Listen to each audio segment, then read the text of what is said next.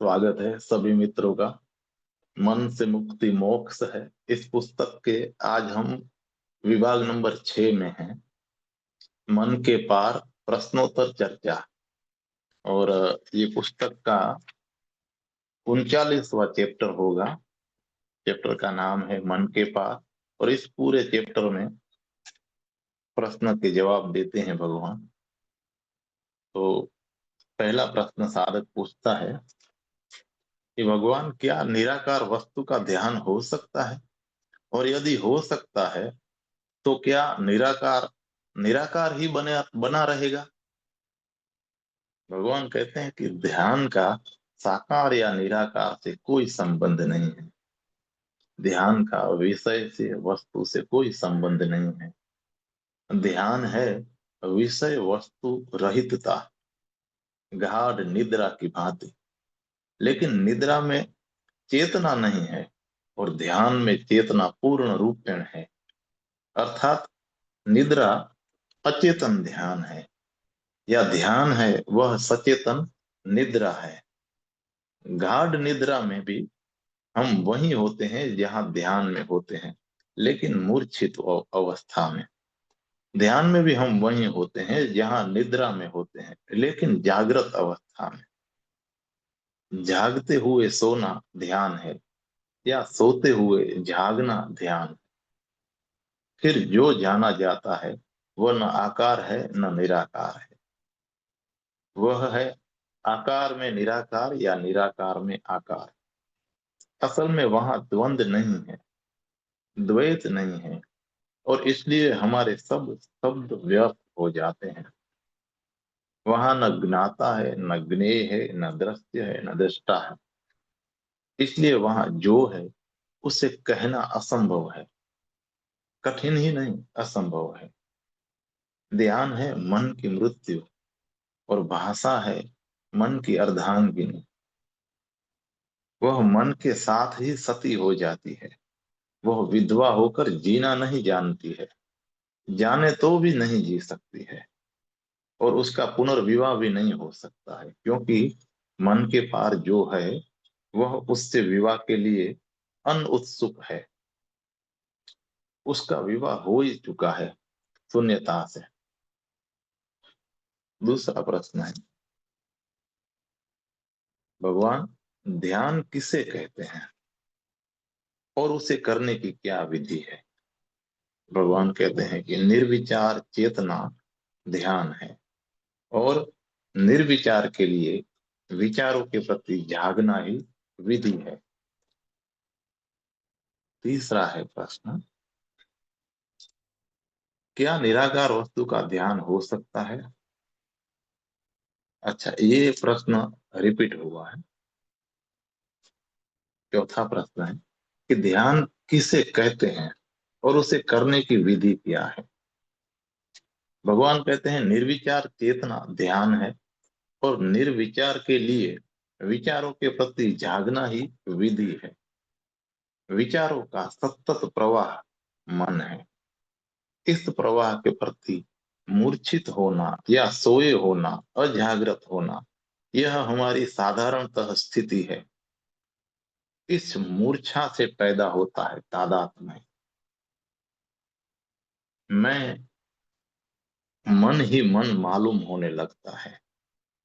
जागें और विचारों को देखें, जैसे कोई राह चलते लोगों को किनारे खड़े होकर देखे।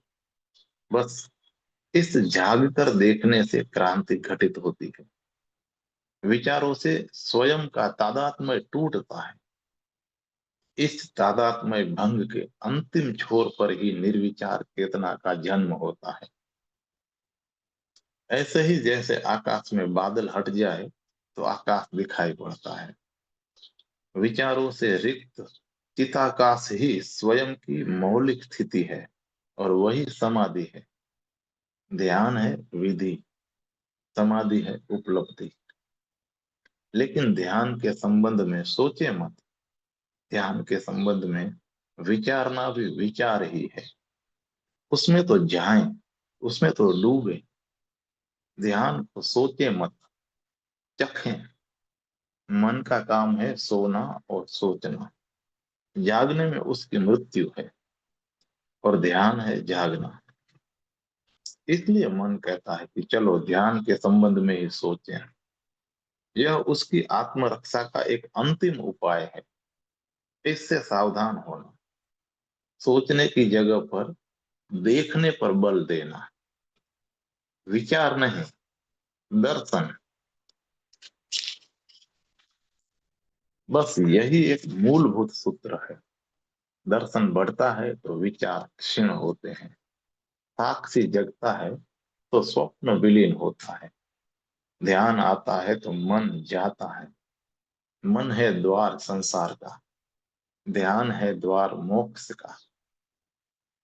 मन से जिसे पाया है, ध्यान में वह खो जाता है। मन से जिसे खोया है, ध्यान में वह मिल जाता है। अब पांचवा प्रश्न है, भगवान ध्यान की गहराई में उतरने से उसकी दिन प्रतिदिन वृद्धि किस प्रकार से होगी और ध्यान की अंतिम अवस्था क्या है? भगवान कहते हैं कि आप भोजन कर लेते हैं, फिर उसे पचाना नहीं होता है, वह पचता है। ऐसे ही आप जागें, विचारों के प्रति विचारों के प्रति मूर्छा न रहे, इतना आप करें। यह है ध्यान का भोजन। फिर पचना अपने आप होता है। पचना यानी ध्यान का खून बनना, ध्यान की गहराई। भोजन आप करें और पचना परमात्मा पर छोड़ दें। वह काम सदा से ही उसने स्वयं के हाथों में ही रखा हुआ है। लेकिन यद्यपि आप भोजन पचा नहीं सकते हैं, फिर भी उसके पचने में बाधा जरूर डाल सकते हैं। ध्यान के संबंध में भी यही सत्य है। आप ध्यान के गहरे होने में बाधा जरूर डाल सकते हैं। विचारों के प्रति सूक्ष्मतम चुनाव और झुकाव ही एक बाधा है। शुभ या अशुभ में चुनाव न करें। निंदा या स्तुति दोनों से बचें। न कोई विचार अच्छा है न बुरा है।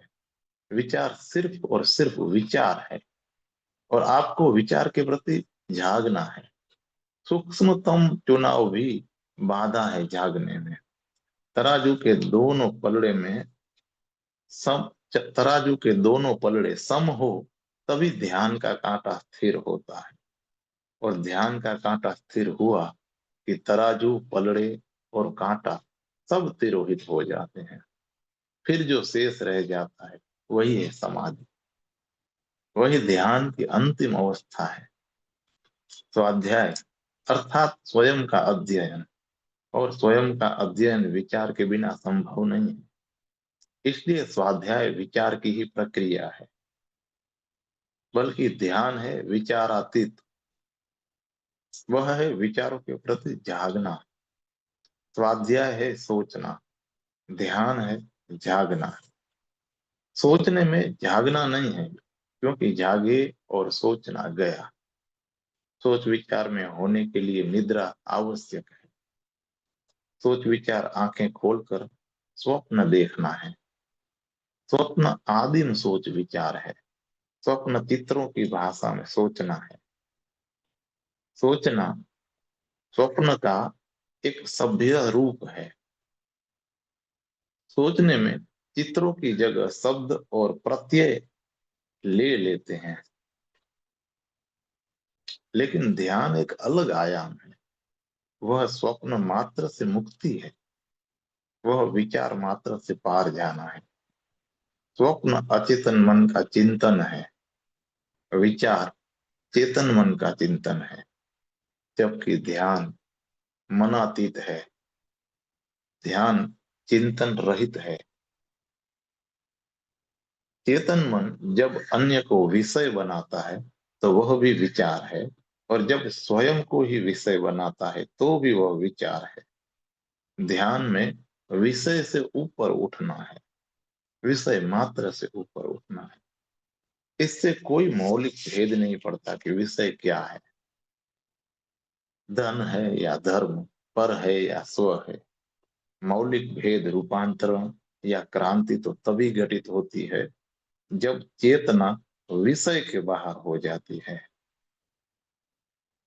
क्योंकि तभी स्व को जाना जा सकता है। जब चेतना के पास जानने को कुछ भी शेष नहीं रहता है, तभी वह स्वयं को जान पाती है। ज्ञेय जब कोई भी नहीं है, तभी आत्मज्ञान हो सकता है।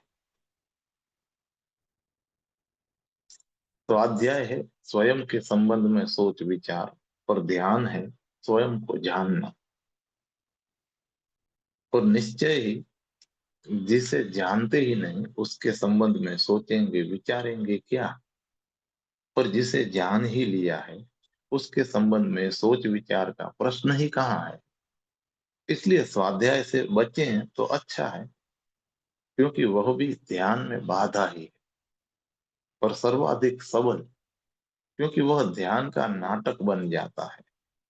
मन तो उससे बहुत प्रसन्न होता है, क्योंकि इस भांति वह पुनः स्वयं को बचा लेता है। लेकिन साधक भटक जाता है, वह फिर विषय से उलझ जाता है। मन है विषय उन्मुखता, उसे चाहिए विषय। वह विषय फिर चाहे कोई भी हो, काम हो या राम हो, वो विषय मात्र से राजी है। इसलिए ध्यान के लिए काम और राम दोनों से ऊपर उठना आवश्यक है। पर पर और स्व दोनों को समभाव से विदा देनी होगी, तभी वह प्रकट होता है जो कि स्व है और जो कि पर भी है, या कि जो न स्व है और न पर भी है, वरन बस है। छठा प्रश्न है, भगवान सजगता और साक्षित्व दोनों एक हैं या उनमें भेद है। भगवान कहते हैं कि सजगता और साक्षित्व दोनों एक नहीं है, लेकिन एक ही वस्तु के दो छोर अवश्य हैं। वे चेतना के दो अनुभव हैं। चेतना को एक ऐसा तीर समझे जिसमें कि दोनों ओर फल है। इस तीर का एक फल उस ओर है जिसके प्रति चेतना चेतन है, और दूसरा फल उस ओर है जहां से कि चेतना खुद चेतन है। सजगता में पहली बात सजगता में पहली बात की ओर इशारा है, साक्षित्व में दूसरी बात की ओर। ध्यान इन दोनों में से किसी भी छोर से शुरू किया जा सकता है, क्योंकि एक छोर अनिवार्यतः दूसरे छोर को भी अपने साथ ही लपेट लाता है। सजग हो तो साक्षी आ जाएगा, साक्षी हो तो सजगता आ जाएगी। जहाँ चेतना है वहां दोनों है, जहाँ अचेतना है वहां दोनों नहीं है। और जहाँ एक है वहां अर्ध चेतना और अर्ध मूर्छा है। साधारणतः मनुष्य अर्ध चेतना या अर्ध मूर्छा की अवस्था में जीता है, जिसे हम बेहोश कहते हैं। वह अर्ध सजग और अर्ध साक्षी है।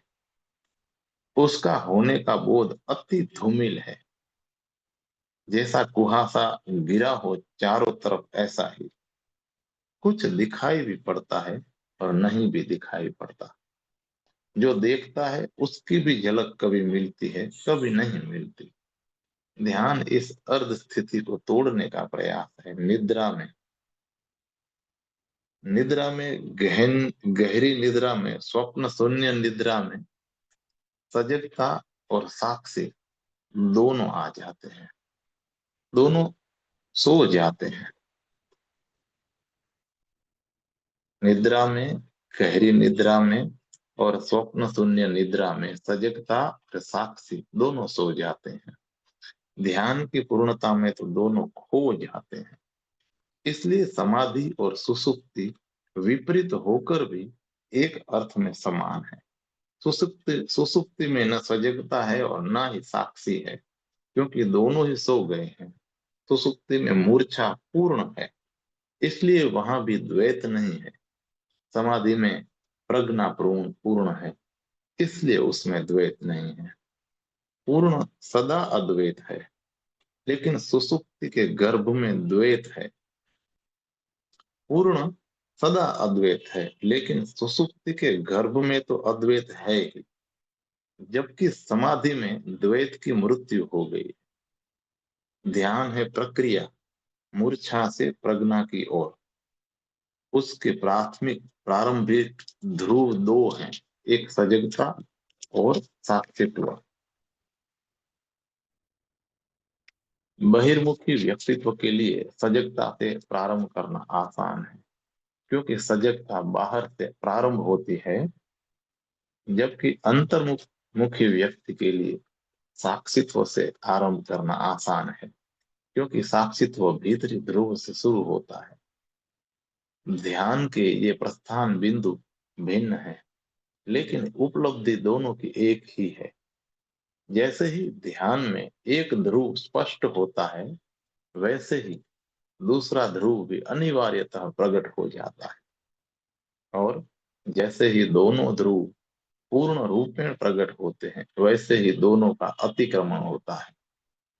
यह अतिक्रमण ही समाधि बन जाता है। फिर दो नहीं है, फिर तो जो है वह है।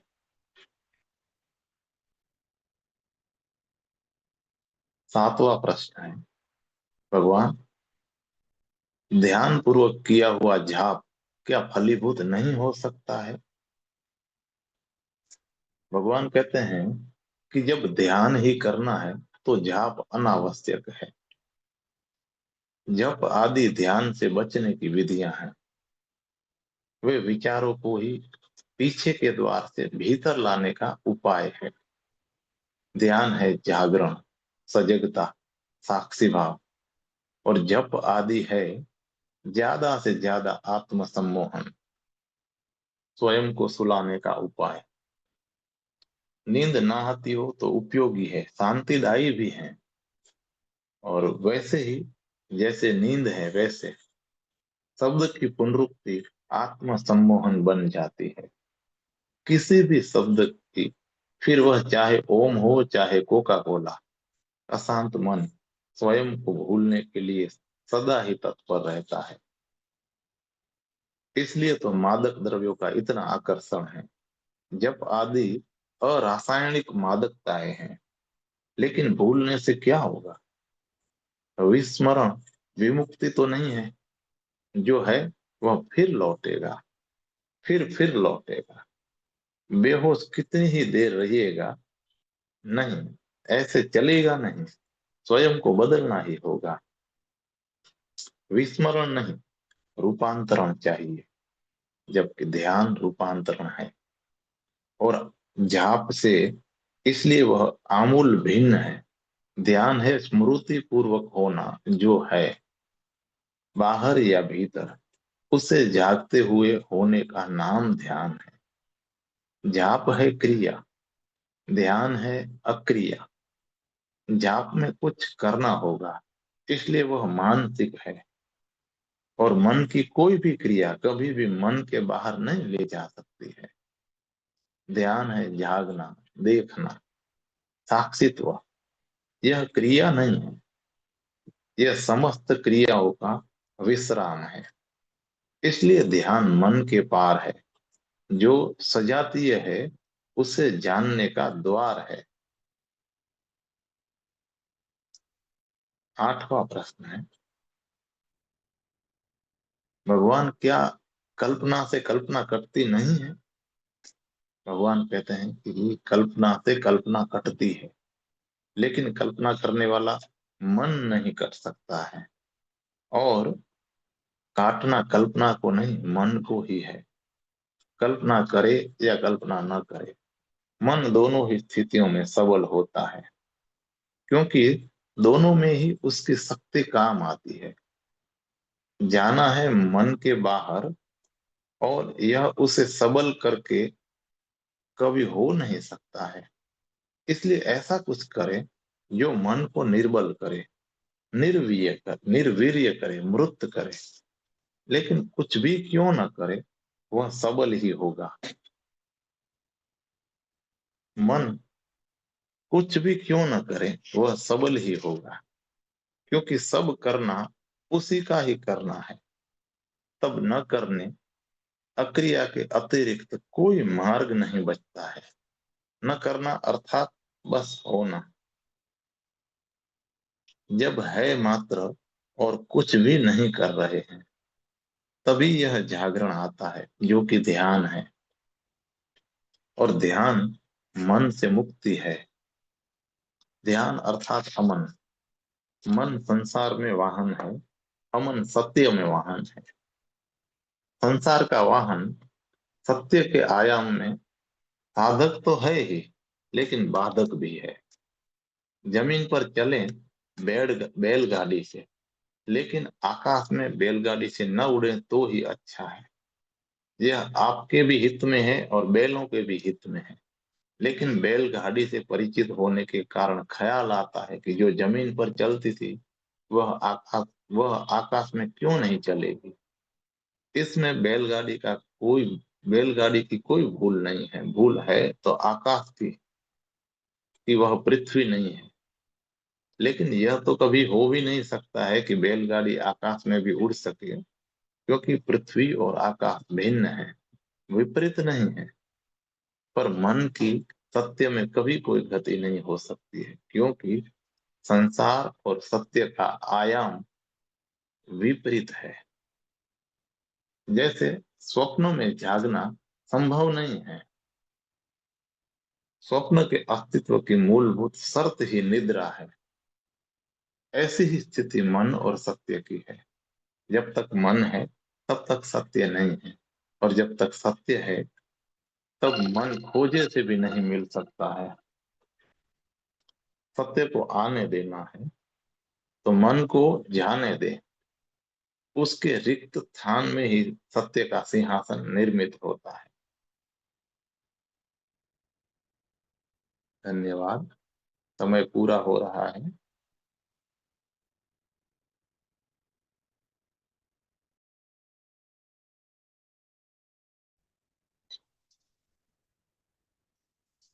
तो साधक पूछते हैं कि भगवान, मन में उठते बुरे भावों को किस प्रकार रोका जाए। भगवान कहते हैं, यदि रोकना है तो रोकना ही नहीं, रोका कि वे आएंगे। उनके लिए निषेध तो सदा निमंत्रण है। और दमन से उनकी शक्ति कम नहीं होती है, वरन बढ़ती है। क्योंकि दमन से वे मन की और भी गहराइयों में चले जाते हैं। और ना ही उन भावों को कभी बुरा कहना, क्योंकि बुरा कहते ही उनसे शत्रुता और संघर्ष शुरू हो जाता है। और स्वयं से संघर्ष संताप का जनक है। ऐसे संघर्ष से शक्ति भर अकारण अपव्यय होती रहती है और व्यक्ति निर्बल हो जाता है। जीतने का नहीं, हारने का ही यह मार्ग है। फिर जीत के क्या करें। पहली बात यह जाने कि न कुछ बुरा है न कुछ भला है, बस भाव है। उन पर मूल्यांकन न जड़े, क्योंकि तभी आपकी तटस्थ तटस्थता संभव है। और दूसरी बात, रोके नहीं, देखें। कर्ता नहीं, दृष्टा बने, क्योंकि तभी संघर्ष से विरत हो सकते हैं। तीसरी बात, जो है उसे बदलना नहीं, स्वीकार करना है।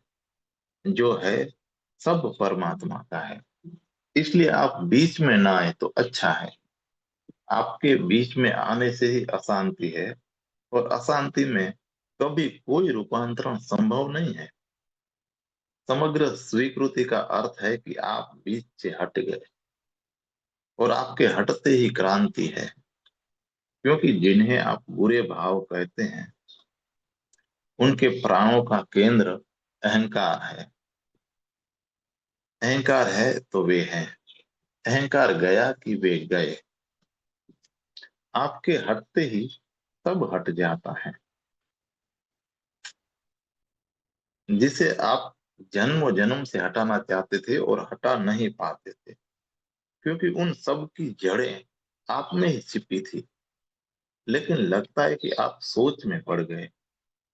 सोचिए नहीं, हटिए।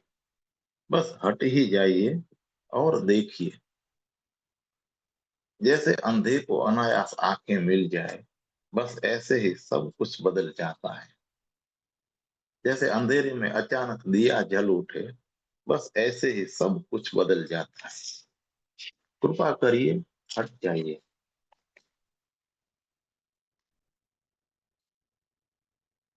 उसके बाद 10वां प्रश्न है, तो पूछते हैं कि क्या ऐसे भी कोई जाप है जो सहज जप या ध्यान का रूप ले सकते हो? तो भगवान कहते हैं कि नहीं, क्योंकि असहज सहज कैसे हो सकता है? असहज सहज नहीं हो सकता है। असहज से असहज से मुक्ति ही हमें सहज में ले जाती है। प्रयास कभी भी अप्रयास का द्वार नहीं है।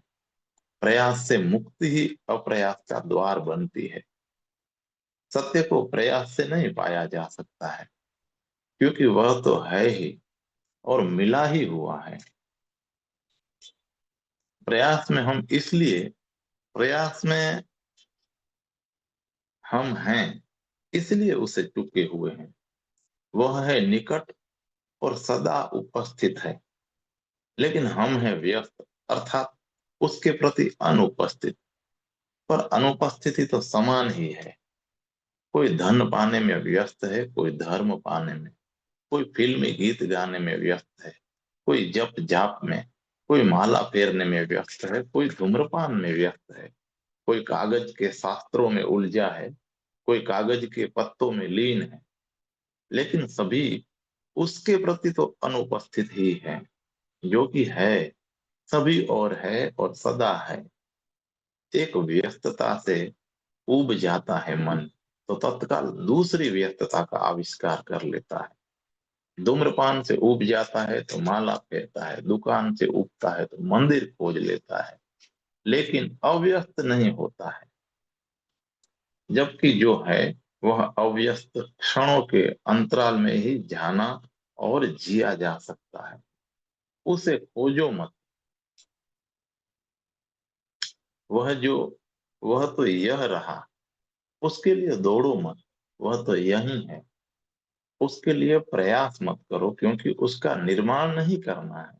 वह तो है ही, केवल बस आप भी हो अभी यही, और वह प्रकट हो जाता है। इसके बाद प्रश्न नंबर 11 है, जिसमें साधक पूछता है कि भगवान, आप गुरु का भी निषेध करते हैं, किंतु काम तो गुरु का ही कर रहे हैं। भगवान कहते हैं, वह काम ही ऐसा है, जो निषेध करता है वही कर सकता है। जो कहता है कि वह गुरु है, वह तो शिष्य होने के भी योग्य नहीं रह जाता है। लेकिन न तो मैं गुरु ही हूं, और न मैं गुरु का काम ही कर रहा हूं। मैं किसी को कुछ भी नहीं सिखाना चाहता हूं, वरन जो कोई कुछ सीखा है, उसे भी अनसीखा करने को कहता हूं। मैं किसी को ज्ञान नहीं देता हूँ, उल्टे ज्ञान छीनता हूँ। मैं किसी को भी सिद्धांत नहीं देता हूँ, उल्टे सिद्धांत मुक्त करता हूँ। मैं शास्त्र भंजक हूँ, इसलिए शास्त्र निर्माता कैसे हो सकता हूँ? मैं सत्य की ओर नहीं, उस शून्य की ओर ही सदा इशारा करता हूँ। इसलिए शास्त्र निर्माता मैं कैसे हो सकता हूँ? इसलिए मुझे पकड़ने और पूजने का तो कोई उपाय ही नहीं है। मैं स्वयं शून्य हूँ, और दूसरों को भी शून्य की ओर पुकार रहा हूँ। मैं मोक्ष का नहीं, बस महामृत्यु का ही आश्वासन देता हूँ। अब मैं चाहूं भी तो भी कैसे गुरु बन सकता हूँ? लेकिन मैं चाहता जब से लेकिन मैं चाहता भी नहीं हूँ, क्योंकि मैं जो हूँ या नहीं हूँ, सब पर्याप्त हूँ, और अन्यथा कुछ भी बनना भी नहीं चाहता हूँ। जब से जाना उसे जो है, तब से कुछ भी बनने की दौड़ खो गई है। दौड़ ही नहीं है, दौड़ने वाला भी खो गया है। अब तो मैं चमत्कार ही हूँ, क्योंकि नहीं हूँ और फिर भी हूँ। तो उसके बाद क्वेश्चन नंबर 12 है। साधक पूछता है कि भगवान मन को कैसे स्थिर करें, उसका क्या उपाय है। भगवान कहते हैं कि मन कभी स्थिर होता ही नहीं। वस्तुतः अस्थिरता और चंचलता का नाम ही मन है। इसलिए मन या तो होता है या नहीं होता। मन या अमन मन या अमन बस ऐसी ही दो स्थितियां हैं। मन से सत्य संसार की भांति दिखता है। संसार अर्थात चंचलता के द्वार से देखा गया ब्रह्म है। और अमन से जो है वह वैसा ही दिखता है जैसा वह है। सत्य जैसा है उसे वैसा ही जानना ब्रह्म है। इसलिए मन को स्थिर करने की बात ही न पूछें। मन को स्थिर नहीं करना है बल्कि मिटाना है। शांत तूफान जैसी चीज कभी देखी है कभी सुनी है। ऐसे ही शांत मन जैसी कोई चीज नहीं है। मन अशांति का ही पर्याय है। और तब उपाय का तो कोई सवाल ही नहीं उठता है। सब उपाय मन के ही हैं। मन मिटाना है तो उपाय में नहीं निरुपाय में जाना पड़ता है। उपाय करने से मन घटता नहीं है बढ़ता है। क्योंकि उपाय वही तो करता है और मन ही जो करता है उससे मन कैसे मिट सकता है। फिर क्या करें। करें कुछ भी नहीं। बस जागें देखें। सारी बातों को देखें। मन को ही देखें। मन के प्रति होश पूर्ण हो। और फिर धीरे धीरे मन गलता है पिघलता है मिटता है। साक्षी भाव सूर्योदय की भांति मन की ओस को वाष्पीभूत कर देता है। चाहें तो कहें कि यही एक उपाय है।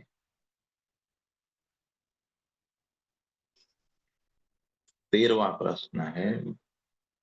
भगवान साक्षी भाव से मन को देखने से जब मन निर्विचार हो जाता है उसके बाद क्या परिस्थिति होती है। भगवान भगवान कहते हैं परिस्थिति परिस्थिति वहां कहाँ है। बस सब परिस्थितियां मिट जाती हैं और वही शेष रह जाता है जो है। और जो है वह सदा से है। परिस्थिति प्रतिपल बदलती है। वह कभी नहीं लेकिन वह कभी नहीं बदलता है। परिस्थिति परिवर्तन है और सनातन। परिस्थिति में सुख है दुख है। सुख दुख में बदलता है दुख सुख में बदलता है। बदलता है तो और कोई राह भी नहीं रहती है। और वहां न सुख है न दुख है क्योंकि वहां परिवर्तन ही नहीं है। फिर वहां जो है उसी का नाम आनंद है। ध्यान रहे कि आनंद सुख नहीं है क्योंकि सुख वही है जो दुख में बदल सकता है। और आनंद दुख में नहीं बदलता। आनंद बदलता ही नहीं। इसलिए आनंद से विपरीत कोई स्थिति नहीं है। आनंद अकेला है आनंद अद्वैत है। ऐसी ही परिस्थिति में ही जन्म ऐसी परिस्थिति में ऐसे ही परिस्थिति में ही जन्म है और मृत्यु है। जहाँ जन्म है वहां मृत्यु होगी ही। वे एक ही पेंडुलम के दो परिवर्तन यानी कि स्थितियां हैं। जन्म मृत्यु बनता रहता है फिर मृत्यु जन्म बनती रहती है। परिस्थिति इस चक्र का नाम है। और वहां सत्य में न जन्म न मृत्यु कहें कि वहां सिर्फ जीवन है। जन्म की उल्टी परिस्थिति मृत्यु है। जीवन से उल्टा कुछ भी नहीं है। वहां जीवन है और सिर्फ जीवन है। इस अनंत जीवन का नाम ही ब्रह्म है। फिर 13वां प्रश्न है कि भगवान सजगता से आपका तात्पर्य क्या है। पल पल सजग जीवन कैसे जिया जा सकता है। तो भगवान कहते हैं कि सजगता से तात्पर्य है बस सजगता। साधारणतः मनुष्य सोया सोया जीता है। स्वयं की विस्मृति निद्रा है। और स्वयं का स्मरण जागृति है। ऐसे जिए कि कोई भी स्थिति स्वयं को न भुला सके। उठते बैठते चलते फिरते, श्रम में विश्राम में स्व को न भूले। मैं हूं इसकी सतत चेतना बनी रहे। फिर धीरे धीरे मैं मिट जाता है और मात्र हूं रह जाता है।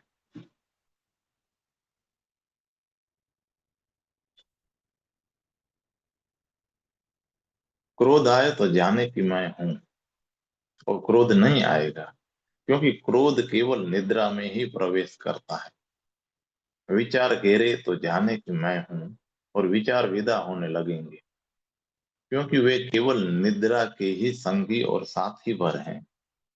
और जब चित्त से काम क्रोध लोभ मोह सब विदा हो जाएंगे, तब अंतिम विदा होगी मैं की। और जहां मैं ही नहीं है, वहां वही है जो ब्रह्म है। इसके बाद 14वां प्रश्न है, भगवान गृहस्थ जीवन व्यतीत करते हुए लक्ष्य की प्राप्ति कैसे हो सकती है? भगवान कहते हैं कि सवाल गृहस्थ और सन्यासी का नहीं है, सवाल है साक्षी का। मैं जो भी कर रहा हूं, उसका ही मुझे साक्षी होना है। फिर वह करना चाहे घर का हो चाहे आश्रम का। निद्रा से जागना है, फिर वह निद्रा चाहे सफेद वस्त्रों में है हो या चाहे गैरिक वस्त्रों में। वस्तुतः तो जो साक्षी है वही सन्यासी है। और साक्षी कहीं भी हुआ जा सकता है। परिस्थितियां विचारणीय ही नहीं है, और उनसे भागना व्यर्थ है। भागने से जागना नहीं आता है, क्योंकि भागना भय है, और भय के प्रति जागें। और भाग ही रहे हैं तो फिर भागने के प्रति भी जागें। जागरण वहां पहुंचा देता है जहां वितरागता है। वही वास्तविक सन्यास है। निश्चय ही ऐसे सन्यास में बहुत कुछ छूट जाता है, लेकिन वह छोड़ता नहीं है, छूटता है। जैसे वृक्षों से सूखे पत्ते गिर जाते हैं, बस ऐसे ही बहुत कुछ अपने आप गिर जाता है।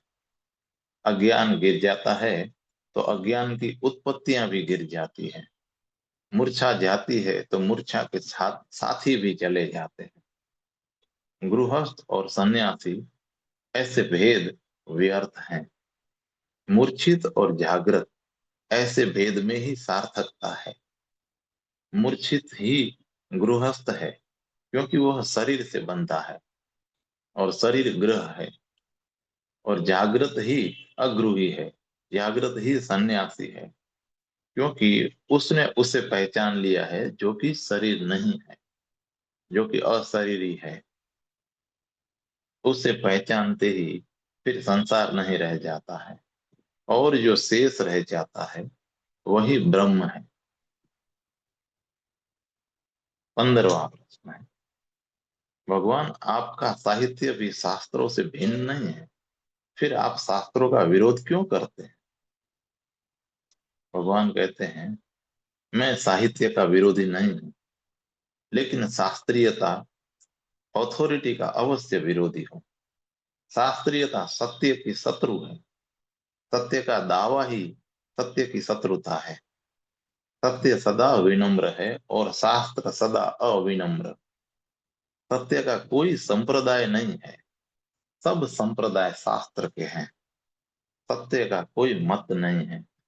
वस्तुतः तो जहां मतों का अंत है, वहीं सत्य का आरंभ है। लेकिन शास्त्र का मत है। शास्त्र अर्थात मत। गीता साहित्य की भांति देखने जाएं तो अनुपम है, लेकिन शास्त्र की भांति देखो तो खतरनाक है। पुराण साहित्य की भांति देखें तो अद्वितीय है, लेकिन संप्रदाय की भांति अति अत्यंत विषाक्त है। इसलिए मैं कहता हूं कि साहित्य हो, लेकिन शास्त्र न हो। साहित्य मुक्त करता है और शास्त्र बांधते हैं।